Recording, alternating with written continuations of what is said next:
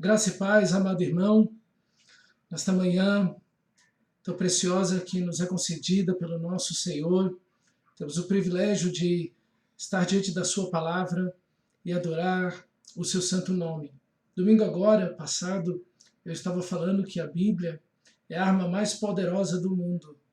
É o fundamento mais sólido em que uma pessoa poderá encontrar em sua vida. E assim é. Estamos diante dessa palavra, esse fundamento onde você pode repousar toda a sua vida, não importa as circunstâncias, mas também a arma que pode e destrói todos os nossos inimigos, nos levando a uma vida vivida para a glória de Deus, sob o conhecimento da graça tão maravilhosa do nosso Senhor Jesus. Então, diante desse fundamento e dessa arma, a arma mais poderosa do mundo, vamos meditar nesse texto sagrado do livro do profeta Zacarias. Nos encontramos no capítulo 11. Abra, por favor, então, sua Bíblia nesse texto e vamos meditar junto com a palavra do Senhor. Zacarias está, nesse momento, apontando para o Messias, para Cristo Jesus. Ele vem. O que, de fato, é uma constatação que, apesar da restauração que Deus faz, trazendo o povo de volta do cativeiro babilônico, é que o povo de Israel continua patinando nos mesmos pecados. Por isso o capítulo 11 começa com um alerta, lembrando ao povo de Israel da inutilidade da idolatria. A idolatria, a imaginação humana, cria deuses, cria o misticismo, cria porções mágicas, lugares mágicos, palavras mágicas, rituais mágicos. Tudo isso é invenção do coração do ser humano. Isso não tem poder para nada. Como diz as escrituras sagradas, eles têm boca e não falam, suas mãos não apalpam, seus pés não andam, seus ouvidos não ouvem, seus olhos não veem. Enfim, os ídolos são inúteis, são apenas imaginação da cabeça das pessoas.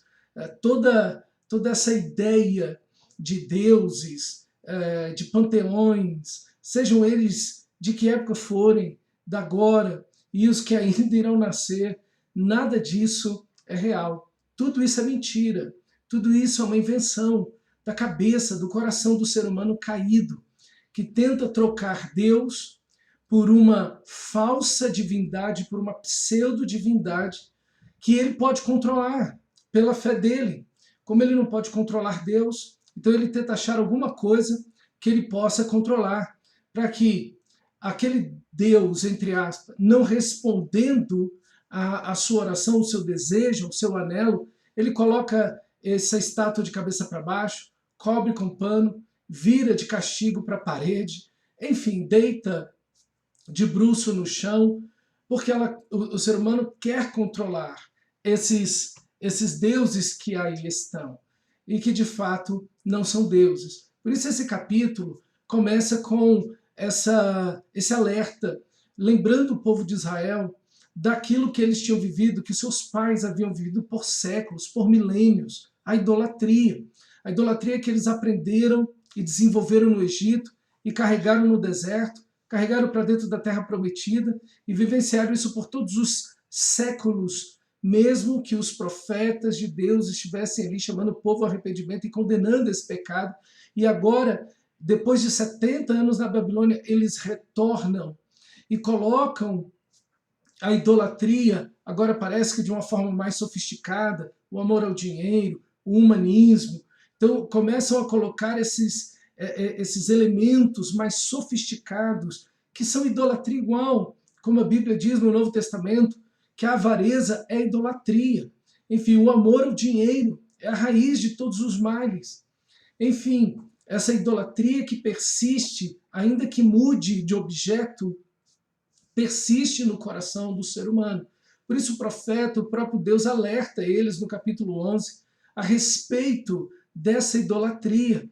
A idolatria de colocar a si mesmo no lugar, de buscar em primeiro lugar o reino de Deus, a sua justiça, dizer não é tempo de construir o templo do Senhor, mas é tempo de termos casas decoradas, enfim, quando colocamos Deus em segundo lugar, quando colocamos o reino de Deus em segundo lugar, como o nosso Senhor Jesus diz, lá em Mateus capítulo 6, você não pode servir a dois senhores. Você vai agradar um e desagradar outro. Você não pode servir a Deus, disse Jesus, e as riquezas. Então o alerta está aí.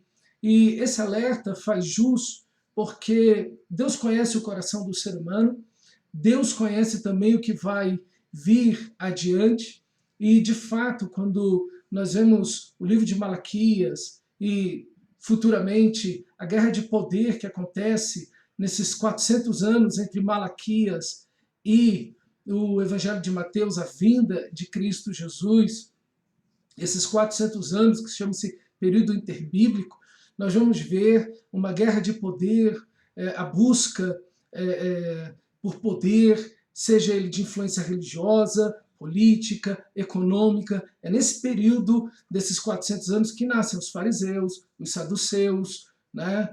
E se desenvolve também os escribas, nesse aspecto mais político, voltado mais para essa questão de estar anuído à política e ao dinheiro. E é daí que se corrompe novamente o sacerdócio. Por isso que Jesus, quando vem, ele tem que lutar justamente contra esses grupos, e são justamente os sacerdotes, junto com os fariseus e essas seitas, né, judaicas que produzem toda a revolta contra Jesus e incitam a multidão para crucificá-lo. Então veja, o alerta faz jus, o alerta é real, e nem sempre quando um alerta vem sobre as nossas vidas, geralmente nós não damos muita ênfase, nós não damos muita importância aos alertas que vêm sobre nós, né? Às vezes a gente vê uma placa de trânsito, não dá tanto alerta, a gente vê um anúncio, algum folheto explicativo, alguma coisa, e geralmente a gente não dá alerta. A gente não dá muita voz a um médico, né? Ele diz, olha, você tem que fazer isso, você precisa parar de comer isso ou aquilo, e as pessoas continuam guiando as suas vidas e ignorando esses alertas que nos são feitos. E de fato, Deus está fazendo esses alertas por meio dos seus profetas e da sua palavra. E o alerta é esse, cuidado com a idolatria. Paulo vai fazer esse alerta para a igreja também fugir, para a igreja de Corinto fugir da idolatria.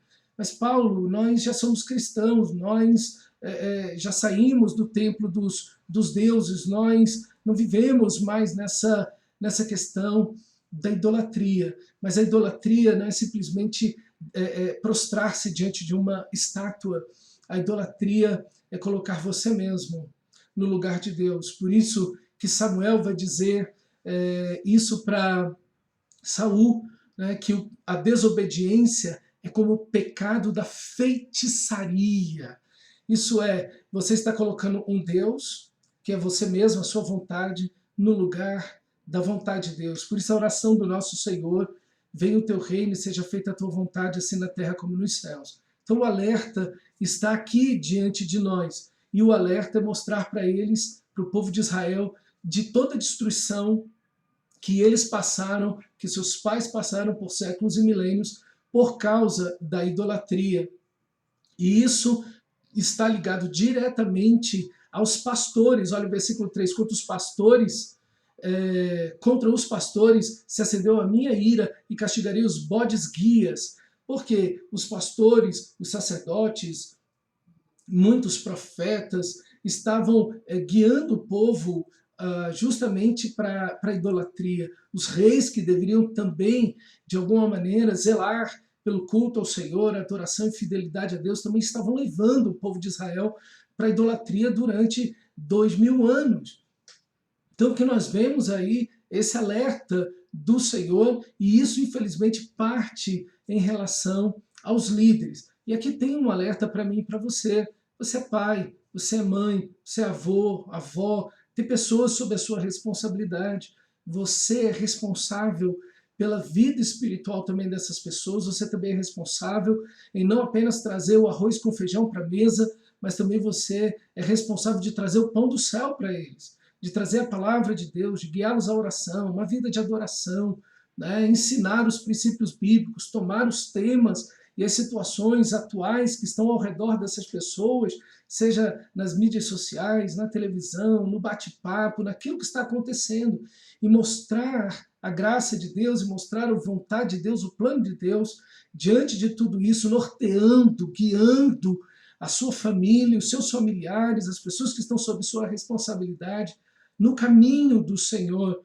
E, infelizmente, foi justamente o que o povo de Israel não fez. Outro problema é que o que nós temos hoje em dia, e isso é antigo, mas falando do nosso tempo, é que muitos pastores abandonaram as escrituras sagradas, deixaram a palavra de Deus para contar histórias, para falar de psicologia positiva, para se tornarem coach, que são treinadores emocionais, enfim, e falar de dinheiro, falar de prosperidade, de tantas coisas. E abandonaram o evangelho do nosso Senhor Jesus Cristo. Em suas mensagens quase não se ouve de Jesus. Se ouve de bênçãos, de dinheiro, de autoestima, enfim, há muita risada em torno dessas mensagens, mas não se fala do evangelho, da cruz, da pecaminosidade humana, da necessidade do arrependimento, da esperança da vida agora, de uma vida em Cristo, perdoada, transformada, liberta do pecado,